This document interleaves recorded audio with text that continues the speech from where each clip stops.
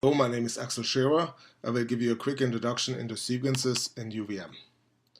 So sequences are really interesting. They're used to build up more interesting stimulus from lower level sequence items. You can even go multi-layer of abstraction and combine lower level sequences into higher level transactions.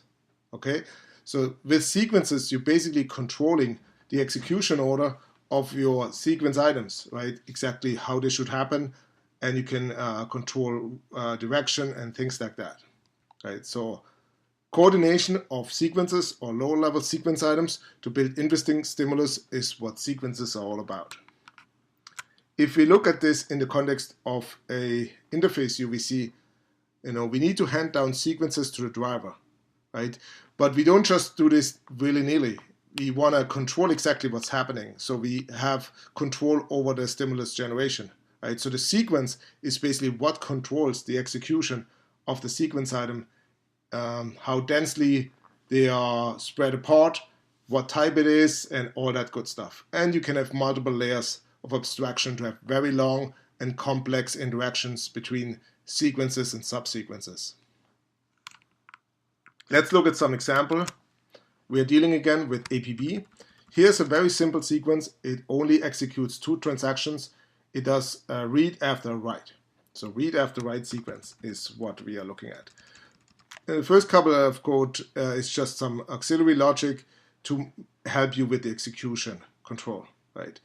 The interesting part happens in the task body, right? And that's basically what we're executing, right? When the sequence is running.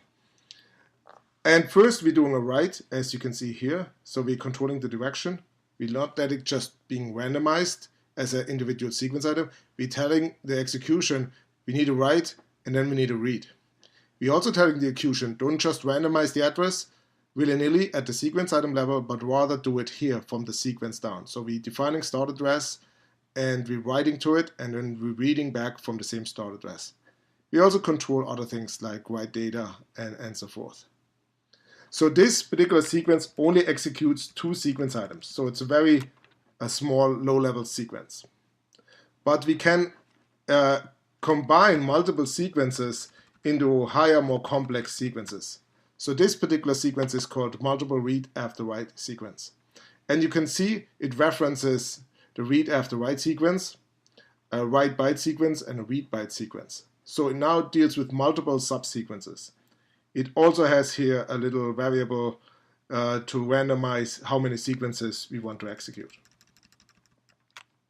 And we constrain that particular field to be between 5 and 10, right, inclusive. So again, in the body task, we are now executing a bunch of subsequences, right? We have a for loop that is going up somewhere between 5 and 10, right? And it executes a bunch of these RAW sequences. So read after write is executed between 5 and 10 times. And after that, we perform a set of W sequences and R sequences 3 times each. Right? So you can see now how this builds up to much more interesting and controlled stimulus and not just willy-nilly randomized like crazy and not pushing the device into interesting states.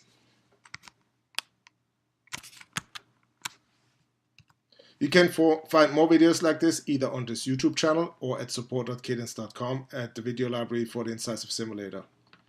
Have a great day, thank you very much, and talk to you soon.